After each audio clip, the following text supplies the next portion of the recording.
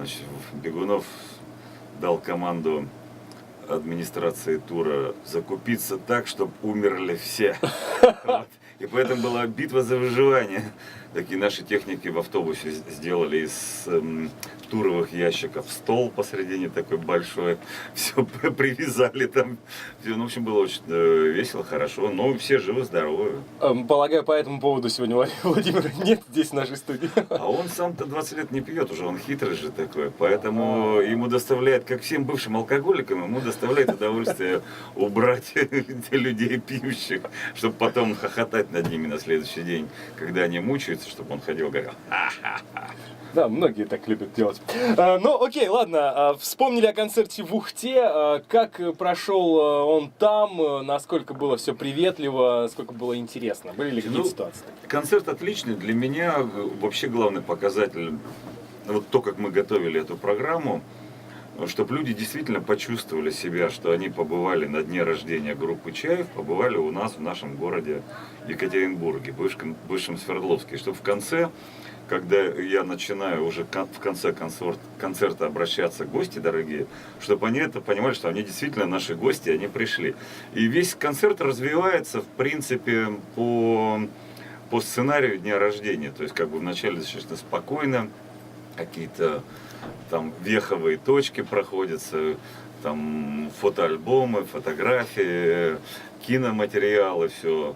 Потом чуть повеселее, потом песни, и в конце танцы, и, в общем, так как-то все весело. Ну, можно сказать, по-домашнему. Ну да, в общей сложности 2,5 часа у нас идет концерт, и это, ну, прямо клево. Мне вчера в Ухте очень понравилось, и меня когда спросили: ну что вы скажете про Ухту? Я сказал: ну что сказать, Ухты. Но, друзья мои, про Сыктывкар, конечно, не Ухты, но я думаю, Я еще надеюсь, больше да, будет. Сыктывкар, конечно, не подкачает, столица все-таки. Ну, дорогие мои, не подкачайте. Сегодня в 7 вечера, если я не ошибаюсь, в Ренове мы увидим... Я прям очень рекомендую посетить наш концерт. Вряд ли что-то более интересное сегодня будет происходить в Сыктывкаре. По крайней мере, все остальное можно сходить будет послезавтра и в воскресенье, и на следующей неделе, ну, какие-то там в кино, мероприятия. А вот юбилейный концерт группы «Чайф», ну, это только через 5 лет, дай бог, что все было хорошо. А эта программа прямо хороша, мы ее делали, мы приехали, это не просто вот на сцене местного зала, вышли музыканты и все. Мы полностью эту сцену переделываем. Мы везем с собой такие очень современные технологичные экраны прозрачные, которые там появляются, то исчезают. То есть мы везем с собой, чтобы видеоряд на сцене был красивым. 4 таких современных профессиональных проектора, которые в одну картинку складываются для того, чтобы пробить концертный свет, и была картинка на экране. То есть мы стараемся лучший звук собрать. Ну, то есть такая большая команда профессионалов. У нас 4 музыкантов на сцене, а едет нас 11 человек. То есть это очень большая, слаженная, дружная команда. То есть настоящего хорошего, не побоюсь этого слова, мирового уровня шоу. Вот, по крайней мере, 6 дней назад мы играли в Олимпийском. И у нас был концерт, и на следующий день, прямо на этой же сцене, был концерт 30 секунд до Марса. И вот по количеству людей было одинаково, и люди некоторые приходили, говорят, что те, конечно, как бы крутые дядьки, но у вас интереснее, у вас лучше был концерт. Да о чем тут говорить? Какие 30 секунд до Марса? Какое лето, господи! 30 лет Чайфу сегодня в 19:00 всем быть в Ренове. Остальные подробности в продолжении нашего эфира, друзья мои. Владимир, вы никуда не уходите, мы еще Не, я прям думаю, что-то я расхвастался, так сижу. Да ладно, какие хвастания, о чем разговор? Это все правда. Это по факту, конечно. Я не думаю, что Сыктывкар кардинально изменился за эти 15 лет. Понятно, что появились какие-то здания, появились вот какие-то малые архитектурные формы, новые магазины, появились там какие-то международные сети, но по сути он остался очень таким милым, хорошим провинциальным городом. Для меня лично в слове провинциальный город никакой подтекста ругательного нет. Я сам живу в городе достаточно провинциальном, в Екатеринбурге. И я очень люблю эти города. Они на самом деле очень похожи. Все в них какой-то правильный темпоритм жизни. Нынешние средства информации, в общем, позволяют себя не чувствовать где-то на отшибе мира, потому что все, что происходит в мире, ты как минимум можешь посмотреть там, через сеть, через интернет, быть в курсе. Все радио, телевидение, все работает.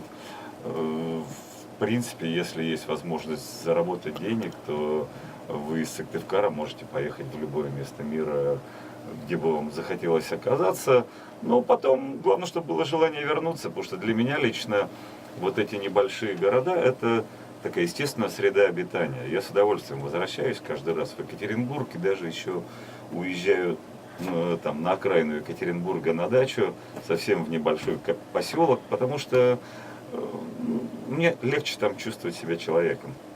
Ну, то есть, да, вот это, возможно, и был следующий мой вопрос. Думаю, почему вот не перебрались в Москву, да, как многие делают? Действительно, дома лучше. Ну, не было ни одной причины для того, чтобы переехать в Москву. То есть песни писать можно где угодно, записывать, в общем, то, как мы относимся к музыке. Конечно, мы писали некоторые альбомы и в Москве, и в Питере, и в других городах, но основную часть наших пластинок мы записывали дома в Екатеринбурге. Передвигаться, если вот группа, которая гастролирует по стране, то совсем не обязательно быть в Москве, чтобы поехать в Сыктывкар или в Благовещенск куда-то. То есть это все абсолютно... Я вообще не очень понимаю этот вопрос. Вот мне всегда кажется интересно, вот если спросить жителя Мюнхена, а почему вы не переезжаете в Берлин? С какого перепуга?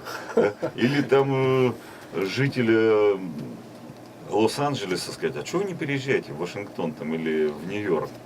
Он тоже удивится. Или жителя, там, не знаю, какого-нибудь Монпелье, там, французского города.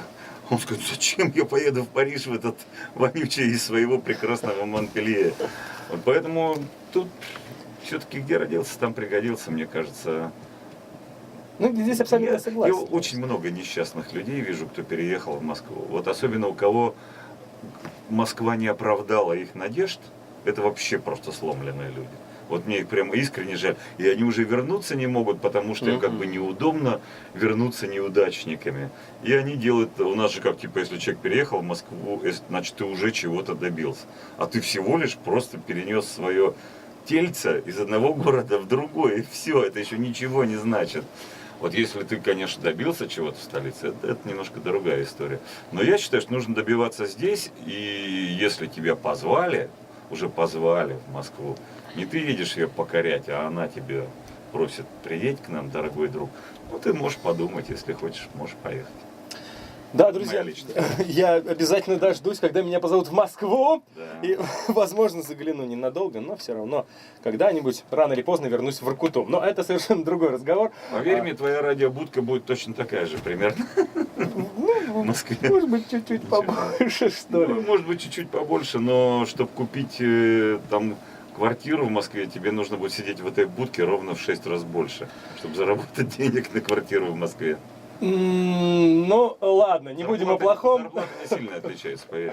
Владимир, не будем о плохом. Давайте о хорошем, о сегодняшнем дне. Ну и в целом, а вот в группе Чайф тоже хочется узнать о том, что вот буквально в декабре прошлого года, да, в конце декабря, произошел небольшой, ну, скажем так, казус, как его выдали в СМИ, там, да, о том, что группу Чайф там, да, выгнали откуда-то там все. Импровизированный концерт на станции метро был, да? Расскажите об этом, как это было и что это? Ну, вообще, я вам так, коротко всю историю расскажу. Мы уже 15 лет в Екатеринбурге там с друзьями проводим фестиваль «Старый Новый Рок».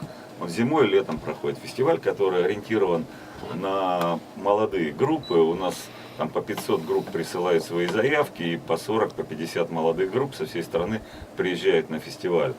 И вот в этом году у нас как бы начали слетать из-за кризиса спонсора, и такая очень как бы тяжелая была ситуация. Нам нужно было привлечь внимание, мы понимали, что мы можем только, вот зрители придут, купят билеты, и тогда у нас все получится. На рекламу у нас особо денег нет. И мы все думали, как же заставить СМИ рассказать о нашем фестиваля. Они же все меркантильные, вы же все хотите за деньги давать рекламные ролики.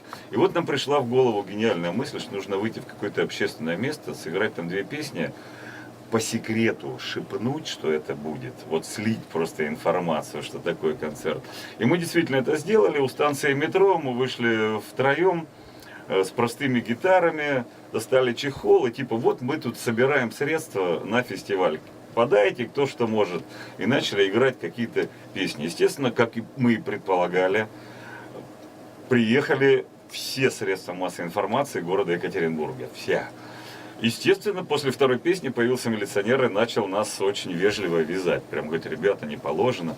Мы говорим, ну еще одну песню, да не положено. И там народ собралось же много. Все говорят, ну пусть еще одну песню. Такой лейтенант говорит, ну хорошо, пусть еще одну песню. И мы сыграли еще одну песню и разошлись. Все СМИ екатеринбургские и все СМИ России об этом рассказали. Мы получили, это уже был декабрь месяц, и мы все равно в январе получили от Уральской ассоциации рекламы производителей, мы получили гран-при за лучшую пиар-акцию года. Вот он, друзья мои, маркетинг где. Да, это был продуманный ход, скажем. Учитесь, дорогие, и общение с вами. Мы хотим узнать о каких-то казусных ситуациях, которые происходили на концертах, до концертов. Потому что вот я вспоминал о фильме «День радио», где вы застряли в лифте, и прямо оттуда вещали непосредственно концерт. Вот. Бывало ли что-то подобное? Ну, историй таких вообще тьма всевозможных было, но вчера у Вовы Бегунова был день рождения, хорошая была в свое время с ним история, когда мы приехали домой в Екатеринбург и выходим с вокзала, а в поезде еще познакомились с 2 какими-то американскими журналистами. И вот мы выходим всей компанией и ловить просто машину.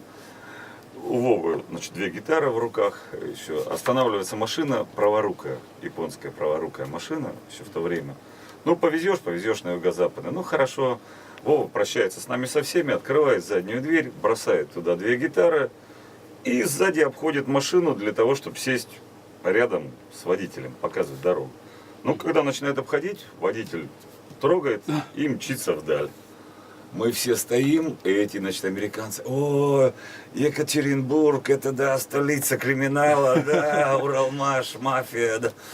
Ужас, значит, Бегунов такой, понятно, ничего не запомнил, белая машина какая-то, Тойота, значит, бежит в отделение милиции в местное, здесь рядом, говорит, вот так и так уехал. Он говорит, ну описывай. Он говорит, ну неприятное такое лицо, такой мужик противный. Ну как, что? Ну, в общем, пока он там дает объяснение, ну это все заняло там минут 10-15.